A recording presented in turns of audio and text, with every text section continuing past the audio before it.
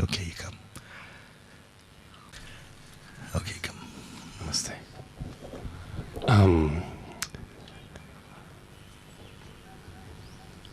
There is a question, and the question is, how can that which is empty know itself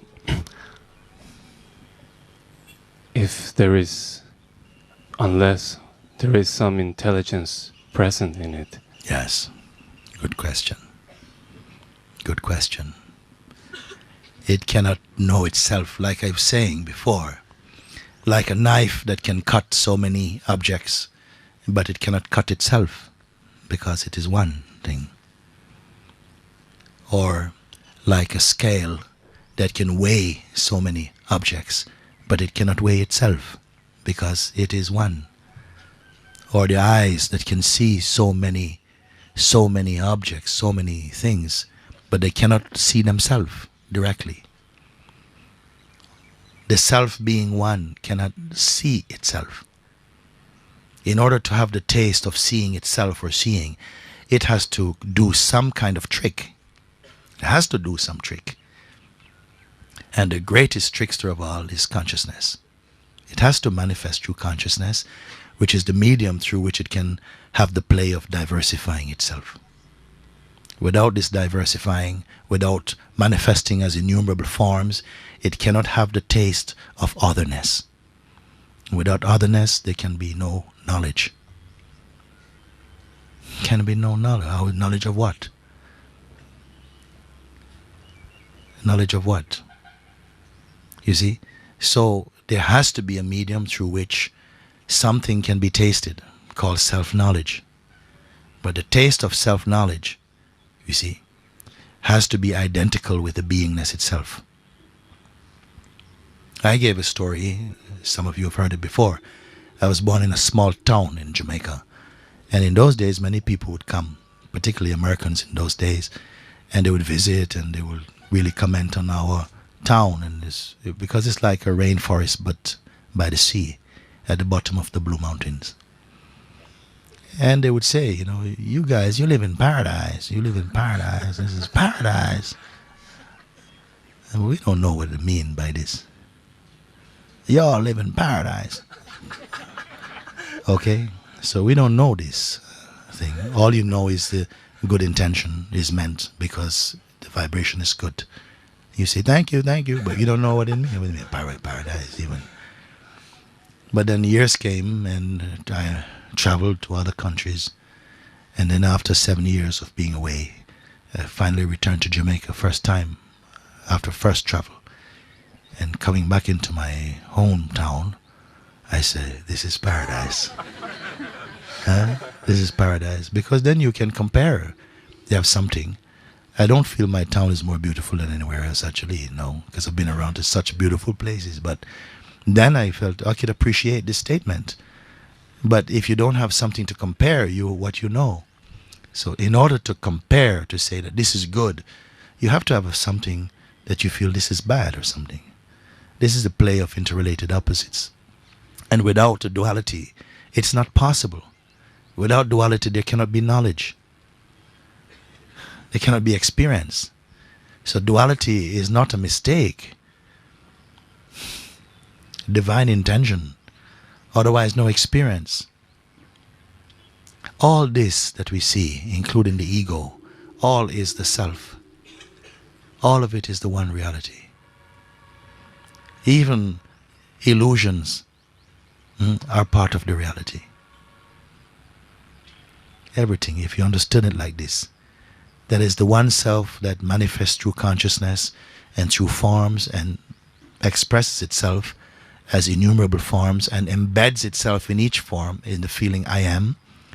And then further on from this I am feeling, which is not personal, gets further identified with the instrument through which it can taste experiencing and arises as a me, I am me, George, Susan, whatever it is. Then you can see how this projection took place, and that all of it, as far as it is extended, is all the one the one pure consciousness. I use the example like the aerial of a television that you can pull out. It's one unit. When you buy it, it comes in a very small packet. If you take that to be the totality, a representation of the totality, the pure consciousness, you open a packet and you extend it once. And that extension is the extension into I am. Before I am, just the absolute is there. It says nothing. It doesn't say I'm the absolute. It doesn't know anything. It just is what it is. But with that extension comes the extension, the feeling I am, which is when out of this pure and within this pure completeness, consciousness appears. And consciousness somehow is the experiential realm. And as soon as consciousness is present, it can only manifest through some form. I am the body comes. And after I am the body, extend, then all the world is there. So whether fully extended or contracted into one, it's still only one totality. How can this absolute know itself? Without projecting as all this diversity, it cannot know itself. It doesn't know it is. It doesn't know the feeling I am. The feeling I am is there for that to know itself in the way that we call knowledge, to have a taste of something. So it can only taste maybe an aspect or an expression of itself when it manifests this diversity.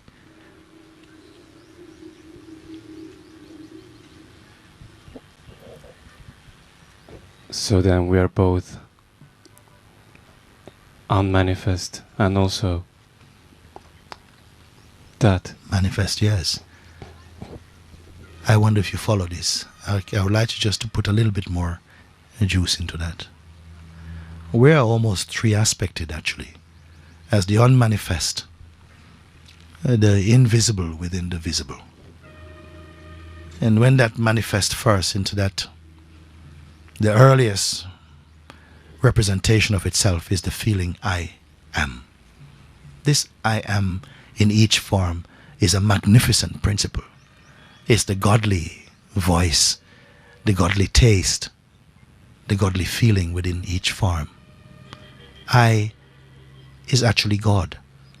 I am. I is consciousness. I am. I am is not a person. It's not a man or woman. Male or female body is there. But the I am is not the male or female. But it will function through that body and draw upon itself whatever conditioning arises through that body. It will take on that conditioning. At the same time, it remains pure. And at the same time, it then gets manifested and hangs out in the modification, I am this person, these are my conditioning, that's what it makes. The sense I am is the truest part of our representation, of our manifestation. The sense just I am. But who we take ourselves to be is a mixture of I am plus the conditioning, I am the body, and whatever conditioning arose upon that. That's who we refer ourselves as, we refer to as ourselves. Even the ego itself is also the self. It's consciousness. The Jiva is Shiva. But it's limited. It's limited to its the unique elemental construction that creates the voice and feel and flavor in this body. And the conditioning that arose around it, education, propaganda, all of these things, all this function, gives each form its unique taste. But the essence is the same. The essence is the I am. The essence is the I am. The perfume arising out of the I amness, when it's not associated with other qualities, is peace, and joy, space, compassion. That is its nature. When it's identified with the form, with conditioning, it develops some kind of aggression, desire, attachment, fear. All these come for it. Spirituality or religions is only to strain out, to comb out the conditioning, to transcend them, so that the I amness remains only as I am, unassociated being. Therefore, It is the I amness that is meditating with the mind in order to transcend the mental influence, the mental conditioning. This is what Bhagwan Ramana Maharshi meant when he says, the I removes the I, yet remains the I. The I am combs out the I am me, I am the conditioning, I am the preferences, I am the attached, I am the man, I am the woman. Combs it out means it transcends it and remains only as the intuition, that feeling of conscious presence, the sense I am.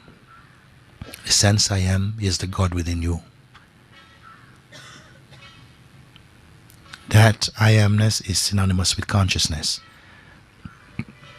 It's available in the waking state and dream state. In deep sleep state, I am is not there. In deep sleep, the sense I am is not there. And no one is afraid to go into deep sleep, which is transcendent to even I am. We spend good money to buy the best bed, to forget everything, even yourself. Even you could be married this morning, as I say, honeymoon tonight. You cannot take your bride or your groom into that state with you. No one. You could have a newborn baby. When deep sleep comes, you cannot be a mother or a father in that state. And yet, we love this state, which is beyond consciousness. When you're not a father, not mother, not son, no future, no time, no past, no God even, no religion, no belief. Nothing is there with you. And we are in love with that. No consciousness. Consciousness is there in subtle way because we enjoy sleep. Have we considered these things?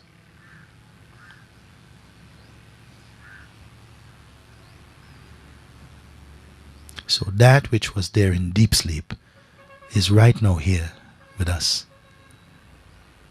Is our own being. Now consciousness is here so that we can comprehend things, we can contemplate, we can discuss. These are the attributes of consciousness. These are the abilities within consciousness. So both the sense of being and someone who can experience something and that which you are experiencing and the very function of experiencing, all of that is the play of consciousness, is the content of consciousness. You are aware that you are conscious. That awareness of your consciousness is prior to consciousness even. We don't contemplate these things, so it seems ridiculous. No? That the only way you have of knowing is within the realm of consciousness and the mind. And this is true. The only way you have of knowing objectively is like that, with the consciousness. Yet something knows consciousness. That emptiness that we together looked and that somehow announced itself with the previous friend who was here, that emptiness is also here, timelessly. It does not move over for the mind to come and sit down. It is like space. Space is everywhere present. But wind has to move about and stop, move and stop. But space does not move about. Our beingness, our self, our soul self is like this space. It doesn't come and go.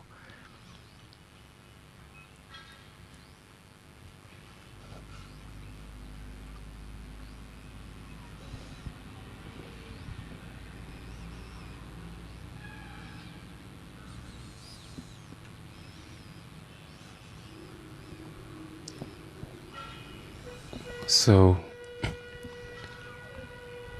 would then the sage be that aspect of that intelligence that arises out of this emptiness that knows itself to be both? Yes. That principle knows itself as the totality, the all-inclusive.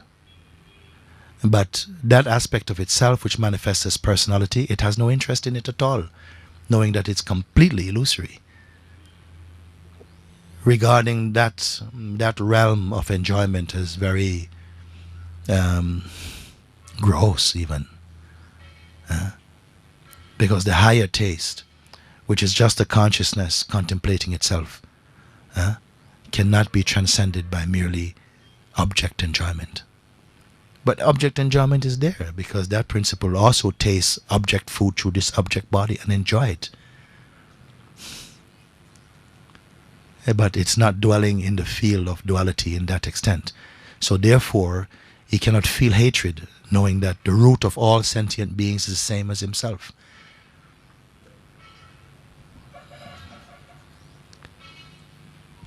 It cannot be in division. There can be superficial play of likes and dislikes, but as I said, they are superficial. They are not consequential, not deep, playful. And to such an extent that that one would not pay any attention to it. Meaning that there's no registration of those movements being held inside the psyche or the mind or memory. It's not significant. For yourself, ourself also is like this. So many things are, the potential for becoming involved in so many things is open to us, but you're not distracted by them because there's no interest. There's no interest, and what you have no interest in won't trouble you. So, would you say then that the sage also has an ego, but is not, let's say, hypnotized by it? What is the, let me ask all of you, by what criteria is the ego evaluated, from inside or outside? Do you evaluate your own ego or someone else tell you about your ego? Which one is the real position? How do we denote the ego? You say, okay, because this one has got an ego, so therefore, oh, this one has. Or you feel within you, oh, there's still ego here. Which is the way that can confirm reliably what is ego? Ego is only an idea believed in.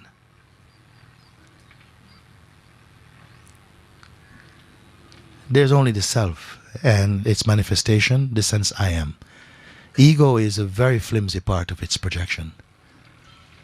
When it believes itself to be the body, a particular conditioning, it really believes in it and it hasn't really contemplated it, then the belief in this, in I am the body, I am the mind, I am my programming, creates so much distortion, so much corruption in the consciousness, so much suffering, ill-conceived, not real. So to speak about how to help the ego, I mean, what medicine will you give a ghost with a toothache? It is a bit like this.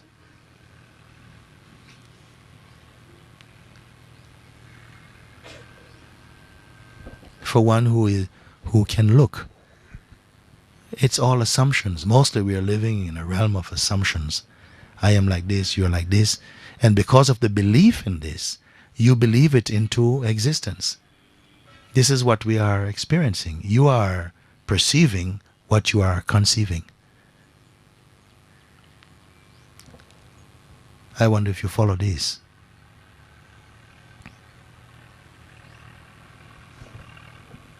These things, ourselves, we have to understand them. My feeling is that this is our highest opportunity, is to know who we are clearly. Knowing means know and be that. And that's the only remedy for all the suffering that takes place on the planet. We are not aware of the nobility of that principle that is moving inside this body. It's capable of immense goodness, immense badness also. Transcending the mental projections, mental identification, here's really the opportunity of a human being. to stay with that feeling I am. Find that feeling. I don't even want to say find the feeling I am. Your very sense of being is the feeling I am. When you say I is I am. I is I am. I is consciousness. Full stop. Simple. This is the true meaning and import of I. Not I am this, I am Egyptian, I'm Spanish, I'm English. This is secondary. That's not original to you. That came later. I is consciousness. So all of this intelligence and all of that appears in it. Yes. Then it is I. All that appears in I has the same DNA as I.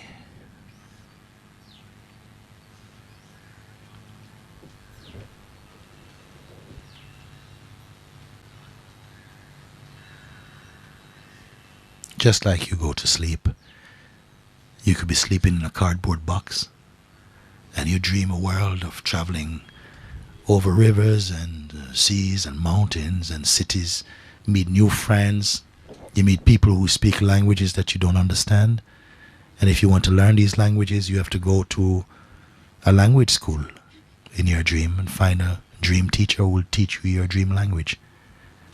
You don't have monopoly, you don't have advantage because it's your dream, because it's my dream, I can learn whatever I want. You're like a citizen of equal stature as any other citizen in your dream. And yet, it's uniquely your dream. When you wake up, where did all these things take place? Here. In here, your world was just like this world. It had order to it. Water was wet, fire was hot. Potatoes taste like potatoes and not like tomatoes. Everything was there in its unique flavor. And yet all of it was constructed out of dream material. All of this is a consciousness. Even the forms are consciousness. Everything's consciousness. I'm not asking anyone to learn these things. I don't think they are not the biting thing to learn right now. Just follow the footprints of I am. Follow it back. Or hold on to the sense I am, the natural sense in us. And don't let it connect with other concepts. Keep it to itself. Do it 5-10 minutes as often as you can. And it will begin to reveal some of the things that we're talking about now. It will come for you.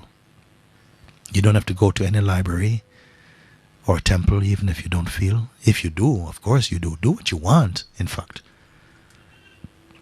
But if you say you want to find out, start at the place of the I am. There's nowhere you have to go to find that. It's right with you. Just sit a little bit, perhaps in the evening, not when you're tired. Sit down, give it 10-15 minutes if you want. Just find that natural sense I am, the feeling. And you'll feel other thoughts coming in to say, come, let's play, to images coming in that you could, but hold on to the feeling I am. You can do it because you have the power. It's there already. You don't have to create it. Stay with it. In a short time, you'll feel the buzz of other thoughts and the magnetism of other thoughts and feelings. It will cool off and settle down in that natural spaciousness, in the taste, the feeling I am. It will stay there. Watch that feeling I am. Stay with it. All this listening, all this world of comprehending, of contemplations, meditations, they all arise out of that intuition I am. Whatever race, whatever nation, whatever time, all of them were baptized in the feeling I am. Every sentient being have the taste I am in them. Just like every creature that's living in the ocean is wet, all sentient beings have the flavor I am in them. Start with the feeling I am. Here. So that whatever you do, let that contemplation stay with you. You can do it. When you eat in I am. When you walk in I am. Sit in I am. After a certain while, the I am feeling will not leave you. It will just be there. And further on from that, you will not feel any separation between I and I am. It will just be your natural sense of being. I say this because we still feel there's something we have to do. You have to go out and fetch something. But what you have to fetch is your own I am. It's right here with you. Just this. This is the important starting point, middle point also. Other things come later, and they are less important, I'll tell you. Because whatever practice you do, the I amness has to be there. Only thing is we're looking away from the I am towards some objective thing which you cannot sustain unbroken attention with anything. It keeps coming and going. Hold on to the feeling I am. Don't let it get colored by anything else. Try it. Quickly it begins to mature in itself. The strength of focus will stay. And by itself, you will feel in a short time immense peace and space in yourself. If you had 30 questions before, there may only be 5 left. In a short time, they also will go. Because it is question-free, this feeling I am.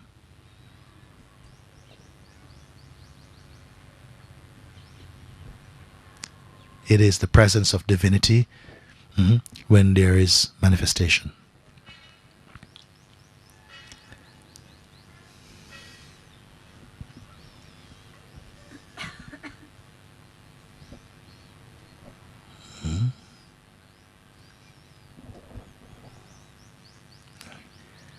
And what can you have something more to say? I could carry on, but but there's no need to carry on. But I appreciate this great opportunity. Yeah, so I want to give this opportunity to someone else also. Yes, but you have taken the opportunity now. Also, you fulfilled your opportunity. What it feels is that from these last words that were said, the I am, it feels that it's self-sufficient, and that in that sense that I am, which is apparently found here, it's also present. It's also I am. So the feeling is that intelligence which operates through what we call Mooji is I am. Yes. Hold on to your own I am, and all distinctions will go. And then I would like to see some feedback from you. What have you discovered? What have you discovered? This is